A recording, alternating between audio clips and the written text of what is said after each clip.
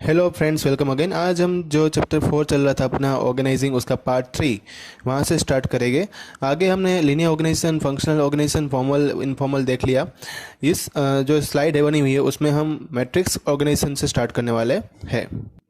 तो पहले उसका आ रहा है मीनिंग मतलब यहाँ पे मैट्रिक्स ऑर्गेनाइजेशन जो है कि मॉडर्न काइंड के एक ऑर्गेनाइजेशन होती है जिसके अंदर दो टाइप के स्ट्रक्चर रहते हैं।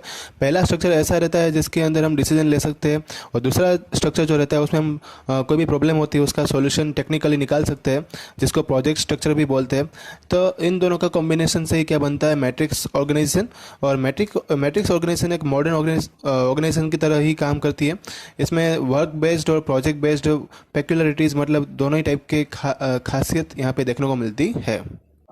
नेक्स्ट है उसमें उसकी डिज़ाइन। तो मैट्रिक्स ऑर्गेनाइजेशन जो है उसमें दो टाइप के वर्क हमें देखने को मिले थे, कि वर्क बेस्ड और प्रोजेक्ट बेस्ड ऑर्गेनाइजेशन का कॉम्बिनेशन था।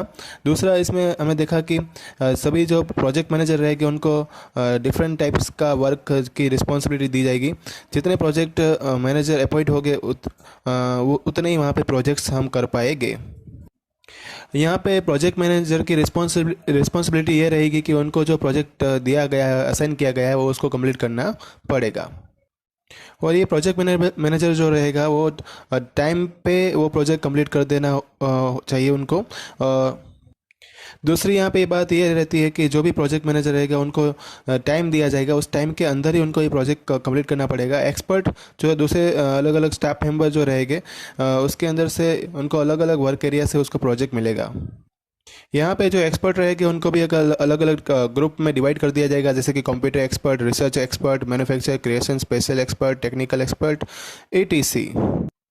यहाँ पे प्रोजेक्ट मतलब मैट्रिक्स ऑर्गेनाइजेशन का जो डायग्राम है ये बताया गया है कि जैसे कि प्रोजेक्ट 1, प्रोजेक्ट 2 और प्रोजेक्ट 3 है। उसमें पहले प्रोडक्शन होगा, उसके मैनेजर पहले वर्कआउट करेंगे, फिर परचेस मैनेजर वर्कआउट करेंगे, फिर उसमें इंजीनियर आएंगे और फिर उसका रिसर्च और डेवलपमेंट होगा। तो इस तरह से उनको एक टास्क जो है वो अलग अलग प्रोजेक्ट पे उन सबको वर्कआउट करना पड़ता है। नेक्स्ट स्लाइड में है डिसेंट्रलाइजेशन। उसकी पहले डेफिनेशन की हम बात करते हैं। तो अगर सिंपल भाषा में, सिंपल लैंग्वेज में अगर हम डेफिनेशन दें तो जब ऑल द पावर जो है मतलब सभी पावर जो है वो अपर लेवल के पास ही रहेंगे तो उनको सेंट्रलाइज स्ट्रक्चर बोलेंगे। लेकिन अगर दूसरा सेकंड टाइप का अगर हम बात करें तो पावर जो है वो डिस्ट्रीब्यूटेड होते हैं हर एक लेवल पे, और स्पेसिफिक पावर सबको अप्लाई किया जाता है, तो उसको बोलते हैं decentralisation of authority. Henry Fayol ने उसके बारे में एक डेफिनेशन दी थी जिसमें ये बताया गया था कि पहले तो सुपीरियर को पावर प्रोवाइड करो, फिर उसको वर्क का डिस्ट्रीब्यूशन करो, और उसके बाद है डिसीजन मेकिंग प्रोसेस में उसको इंक्लूड करो। इसको ही बोलते हैं डिसेंट्रलाइजेशन। ये पावर कहाँ पे काम आएगा, तो एक स्मॉल साइज़ का कोई ऑर्गेनाइजेशन जो होता है उनके लिए आप सेंट्रलाइज पावर रख सकते हैं, लेकिन और लार्ज साइज़ का कोई ऑर्गेनाइजेशन है तो वहाँ पे डिसेंट्रलाइज पावर होना ज़रूरी है, तभी उसमें ऐसी ऑर्गेनाइजेशन में सक्सेस मिलने के चांसेस बढ़ जाते हैं। नेक्स्ट स्लाइड में है डिसेंट्रलाइजेशन का इम्पोर्टेंट। उसमें उसके 6 इंपॉर्टेंट अपनी बुक में बताए गए हैं। उसमें पहला आ रहा है क्विक डिसीजन। जो भी पर्सन डिसेंट्रलाइजेशन के अंदर जो इन्वॉल्व होता है वो कम्प्लीटली अपना डिसीजन खुद ले सकता है। मतलब हम कह सकते हैं कि यहाँ पे डिसीजन जो है वो जल्दी लिए जाते हैं और इफेक्टिवली वो लिए जाते हैं। दूसरा पॉइंट यहाँ पे lace work and load on top level. यहाँ पे पहले मैं आपको बता दूं कि अपनी टेक्स्ट बुक ओपन करके रखना। कुछ लोग ऐसा सोच रहे होंगे कि यहाँ पे कुछ अपनी स्लाइड प्रेजेंटेशन में कट हो रहा है, तो कोई चीज़ कट नहीं हो रही है, सब चीज़ें इन्वॉल्व होती जा रही है सिलेबस के हिसाब से जो आपको बोर्ड की प्रिपरेशन करनी है। तो ऐसा कुछ मत सोचना कि कुछ कट हो रहा है। ये प्रेजेंटेशन है, पहली बात आप ये याद रखो। ओके, प्रेजेंटेशन में हमें उस तरह से प्रिपेयर करना है कि हमें वहाँ पे बोर्ड के एग्ज़ाम में क्या लिखना है, ना कि पूरा बुक जो है उसकी कॉपी करनी। 10 पॉइंट दिए होंगे, आप 6 पॉइंट लिख के आते हो तो भी मार्क्स तो पूरे मिलते हैं। ठीक है, तो हमें 6 पॉइंट है वो कौन से मीडियम लेवल के बच्चों के लिए जो रहते हैं ईजी रहते हैं, और फिर और उसके ऊपर से हाई कैटेगरी के पर्सन, हाई कैटेगरीज के स्टूडेंट जो ज़्यादा मेहनत करते हैं वो तो अपने मार्क्स आप लेके आएंगे ही। लेकिन जो ये प्रेजेंटेशन जो है उसमें हमें 100% सक्सेस कैसे मिलेगी उनके हिसाब से मैं ये बना रहा हूँ। ओके, यहाँ पे दूसरा पॉइंट ये बताता है कि जो सेंट्रलाइजेशन पावर जो होता है उसमें टॉप लेवल पे ही पूरा जो पॉलिसी बनाने का काम रहता है, उस पर वर्कलोड ज़्यादा रहता है। लेकिन डिसेंट्रलाइजेशन ऑफ पावर में क्या रहता है कि अथॉरिटी जो है वो मिडिल लेवल और लोअर लेवल में चली जाती है, मतलब जो अपर लेवल का वर्कलोड जो होगा वो कम हो जाएगा। तीसरा पॉइंट है इंक्रीज इन मोटिवेशन। यहाँ पे तीसरे पॉइंट में हम बात करें तो यहाँ पे एम्प्लॉयज़ को जो है वो मोटिवेशन ज़्यादा मिल सकता है, उसका भरोसा ट्रस्ट जो है वो बढ़ेगा, क्योंकि मिडिल लेवल और लो लेवल जो कैटेगरी रहेगी मैनेजर की उसमें भी वो सक्सेसफुली डिसीजन ले पाएंगे और अपने आप को बूस्टिंग कर पाएंगे कॉन्फिडेंस के साथ।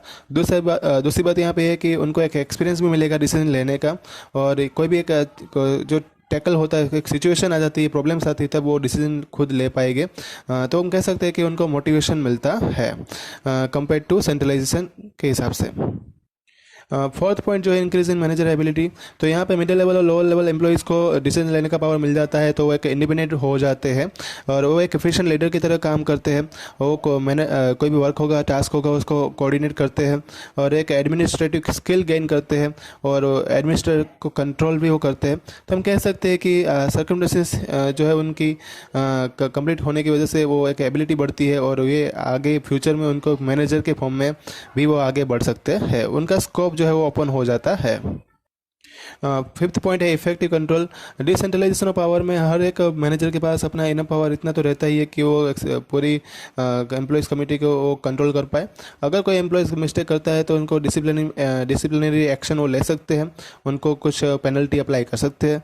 तो ये इजी बन जाते हैं उनके लिए कि जो एक इफेक्टिव कंट्रोल लाना हर एक लेवल पे इस डिसेंट्रलाइजेशन ऑफ ऑर्गेनाइजेशन में मेंटेन रहता है। सिक्स्थ पॉइंट जो है हारमोनी क्रिएटेड, तो हर एक डिसेंट्रलाइजेशन के अंदर अलग अलग जो लेवल जो था उसके अंदर हर एक जगह पे डिसीजन मेकिंग प्रोसेस होती है। हर एक लेवल पे जो ऑफिसर एम्प्लॉयज़ जो है वो डिसीजन मेकर बनते हैं और फॉलोअर्स भी उनके रहते हैं, तो वो लोग अपने आप डिस्कस करते हैं और प्रॉपर डिसीजन लेके उस प्रॉब्लम का सोल्यूशन निकालते हैं। और जब ये अलग अलग लेवल के एम्प्लॉयज़ एक दूसरे के कॉन्टेक्ट में आते हैं तो एक हारमोनी मतलब समानता का एक एटमॉस्फेयर जो है वो क्रिएट कर सकते हैं।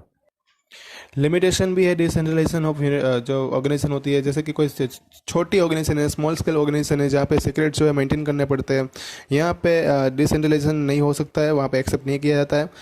वहाँ पे पॉलिसी जो इम्प्लीमेंट नहीं कर सकते हम, कोऑर्डिनेशन मेंटेन नहीं रहता है, तो वहाँ पे डिसेंट्रलाइजेशन सक्सेसफुल नहीं है। नेक्स्ट स्लाइड में आ रहा है इंपॉर्टेंट टॉपिक इस चैप्टर का, डेलीगेशन ऑफ अथॉरिटी।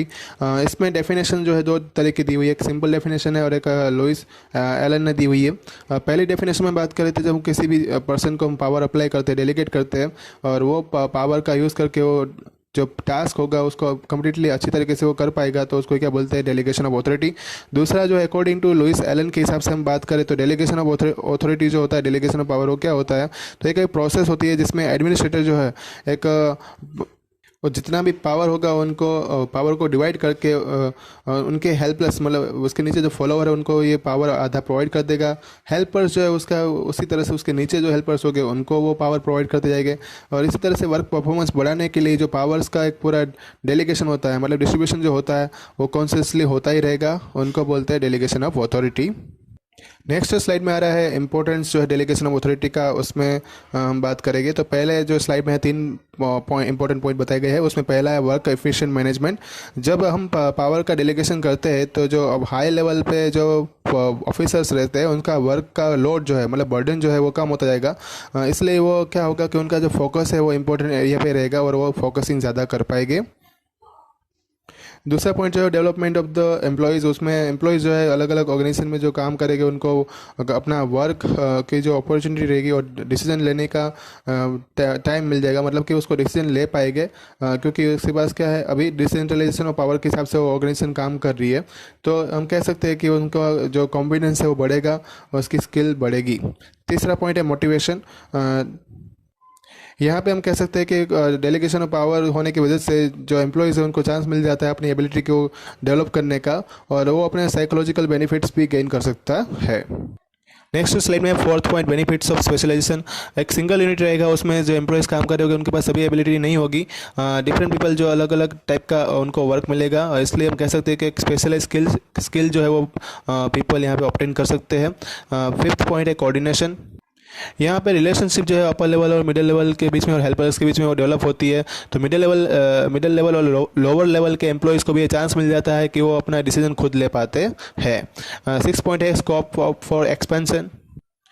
तो तो यहाँ पे एक जो स्कोप मिलता है अपर लेवल को कि यहाँ पे उनको डेलीगेशन ऑफ पावर की वजह से उनको सिर्फ फोकसिंग जो है वो न्यू आइडियाज़ न्यू क्रिएशन के ऊपर ही करना पड़ेगा, जिससे अपना बिजनेस जो है वो एक्सपांड ज़्यादा कर पाए। तो उनका जो बर्डन है वो रिड्यूस होने की वजह से वो ज़्यादा फोकसिंग कर पाएंगे और नए नए आइडियाज़ क्रिएट कर पाएंगे। नेक्स्ट स्लाइड में है elements of delegation of authority. यहाँ पे ये इंपॉर्टेंट क्वेश्चन है बोर्ड के एग्जाम के हिसाब से अगर देखा जाए तो, क्योंकि बहुत बार ये आ चुका है। और यहाँ पे उसके पहले डेफिनेशन की बात करें तो लुइस एलन ने उसकी डेफिनेशन दी थी। डेलीगेशन ऑफ अथॉरिटी जो है उसमें एक रिस्पॉन्सिबिलिटी और पावर जो है उसको असाइनमेंट करने का काम रहता है जो सबऑर्डिनेट को दिया जाता है, और वो एक इस तरह से अकाउंटेबिलिटी यहाँ पे क्रिएट होती है कि वो अपना परफॉर्मेंस जो इफेक्टिव तरीके से कर पाए। पहला उसमें आ रहा है एनट्रस्टमेंट ऑफ रिस्पॉन्सिबिलिटी। यहाँ पे जो है टॉप लेवल ऑफिसर जो है वो अपने सबऑर्डिनेट को एक स्पेसिफिक वर्क देते हैं और रिस्पॉन्सिबिलिटी जो है उनको जो मिलती है वो एक पर्टिकुलर टास्क हासिल करने के लिए उनको अथॉरिटी से मिलती है। और यहाँ पे पर्सन जो है उनको पूरा प्रीडिटरमाइन जो है उनको फॉलो करना पड़ता है। फॉलोअर्स जो रहेंगे वो अपने ऑर्डर्स को अथॉरिटी की जो मिले हुए मतलब अथॉरिटी से जो ऑर्डर मिले उनको फॉलो करना पड़ेगा। तो यहाँ पे जो रिस्पॉन्सिबिलिटी का फ्लो जो रहेगा वो अपर लेवल से लोअर लेवल तक रहेगा। दूसरा पॉइंट जो है वो कन्फर्मेंट ऑफ द अथॉरिटी। यहाँ पे हम बात करें तो एडमिनिस्ट्रेटर जो है वो उसको इतना पावर तो मिल ही जाता है कि वो अपने हेल्पर्स और सबऑर्डिनेट को अपना टास्क दे पाए और वहाँ से जितना काम मिलता है वो उसके ऊपर वो वर्कआउट कर सके। तो इस तरह से जो अथॉरिटी मिली है पावर का डेलीगेशन करने की, वो एक इम्पॉर्टेंट स्टेट है जो वहाँ पे हम पावर को अलॉटमेंट देते हैं, मतलब उसको डिवाइड करते हैं। ये इनका फ्लो भी जो रहेगा पावर का वो भी अपर लेवल से लोअर लेवल तक रहेगा। क्रिएशन ऑफ अकाउंटेबिलिटी, तो यहाँ पे ये तो उल्टा फ्लो है, आप बस याद रखना। आगे तो जो हमने दो फ्लो समझे उससे उल्टा फ्लो कौन सा है, तीसरा वाला। यहाँ पे क्या होगा कि जो अथॉरिटी मिली हो अकाउंट होल्डर को या तो अथॉरिटी होल्डर को, उनको क्या एक प्रॉपर एक्सप्लेनेशन दिया जाता है और उनको प्रॉपर रिपोर्ट जो है वो पूरा प्रोसेस का उनको टॉप लेवल मैनेजमेंट में सबमिट करना पड़ता है। मतलब जो बॉटम लेवल तक जब ये पूरा प्रोसेस पहुँचता है, राइट, तो उसके बाद बॉटम लेवल के मैनेजर या ऑफिसर जो है वो टॉप लेवल के मैनेजमेंट को पूरा अपना रिपोर्ट जो है एक्सप्लेन करेंगे।